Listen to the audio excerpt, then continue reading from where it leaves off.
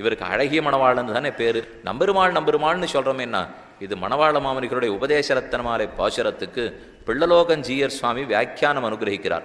அந்த வியாக்கியானத்தில் இந்த சரித்திரம் ரொம்ப தெளிவாக சொல்லப்பட்டிருக்கு. ராஜகண்டகோபாலன் ஒருத்தர், இல்லை இன்னொரு ஈரங்கொல்லி, ஒரு சீவையிட்டம் வண்ணாத்தான், இவா 2 பேரை பற்றின சரித்திரம் இந்த பாட்டில் இருக்கு. நம்பெருமாள் நம்மாழ்வார் நஞ்சீயர் நம்பிள்ளை என்பர் அவரவர் தமயத்தால் அன்புடையோர் சாத்து திருநாமங்கள். நம்பெருமாள்னு ஒரு ஆண்பன் பேர் வச்சாங்கிறார். இது ஒன்றும் ரிஷி சூட்டின பேர் இல்லை, வேதவியாசர் விஸ்வாமித்திரெல்லாம் வைக்கல. ஒரு ஈரங்கொல்லியார் பார்த்து வண்ணான் பேர் கொடுத்தார். அவர் தான் நம்பெருமாள்னு கத்தினாராம். என்னத்துக்கு சுவாமி அவர் பேர் வந்ததுன்னா, இந்த பெருமாள் 48 வருஷம் வெளியில் போயிட்டாரோ இல்லையோ, ஊர்லேயே ஒத்துரும் இல்லை. அதுக்கப்புறம் 48 வருஷம் கழிச்சு திரும்பி வரச்சே எல்லாரும் பரமோதம் போயிட்டா. ஒருத்தர் மட்டும் 96 வயசு உட்காண்டிருக்கார். ஆனால் அவருக்கு கண்ணு தெரியாது படுத்து.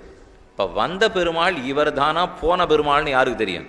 வெளியில் போனார், ஊர் முழுக்க சுற்றிருக்கார். திரும்பி வந்தவர் இவர் தானான்னு அடையாளம் காட்ட வேண்டாமா? இதுக்கு நடுவில் ஒரு செய்தி உண்டு. திருவரங்க மாளிகையாரத்தான் இந்த பெருமாளுக்கு பிரதிநிதியாக எழுந்தருள பண்ணினார்கள்.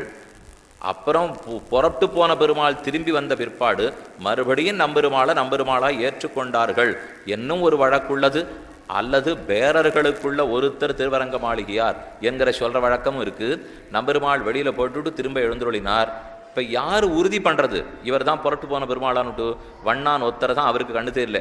அப்போ அந்த வண்ணான்னு சொன்னாராம், பெருமாளுக்கு திருமஞ்சனம் பண்ணிவிட்டு ஈர ஆடை தீர்த்தத்தை கொடு. இந்த திவ்யதேசத்தில் பெருமாளுடைய ஈரவாட தீர்த்தம் ரொம்ப முக்கியம். திருமஞ்சன் ஆன உடனே அரையர் சுவாமி பிழிஞ்சு எல்லாருக்கும் கொடுக்குறாரோ இல்லையோ, அந்த ஈரவாட தீர்த்தம் பெருமானுடைய திருமேனி வாசனையோடு நம்ம அனாதிகால சம்சார கர்ம வாசனை தொலையணும்னால் நம்பெருமாள் திருமேனி வாசனையோட தீர்த்தத்தை புஜிச்சோம்னு சொன்னால் அப்போ அது போகிறதுக்கு தான் வாய்ப்பு. அந்த வண்ணான் கண்ணு தெரியாதவர் ஈரங்கொல்லி தீர்த்தத்தை வாங்கி சாப்பிட்டு பார்த்துட்டு நம்பெருமாளேன்னு சத்தம் போட்டாராம். அப்படின்னா 1323 புறப்பட்டு போனாரே அந்த பெருமாள் நம் பெருமாளே. இதோ திரும்பி வந்தவர் இவர் தான் நம் பெருமாள்னா, நல்ல வேளை நீ ஒத்தனான்னு உறுதி பண்ணியே, இனிமே இவர் நம்பெருமாளாகவே இருக்கட்டும் என்ன அவர் அன்று பெயர் பெற்றார். ராஜகண்ட கோபாலன் ஈரங்கொல்லி ஆகியோரே நம்பெருமாள் என்று பெயர் கொடுத்தனர். அவரவர் தம் ஏற்றத்தால் இது அன்புடையோர் சாத்து திருநாமங்கள். இவையெல்லாம் நமக்கு நம்பெருமாள் பக்கலிலே காணலாம்னு பூர்வர்களுடைய வியாக்கியானம். என்னென்னலாம் நம்ம சாஸ்திரத்தில் கேள்விப்படுறோமோ அது அத்தனையும் நம் பெருமாள் பக்கத்திலேயே நாம் அனுபவித்துக் கொள்ளலாம்.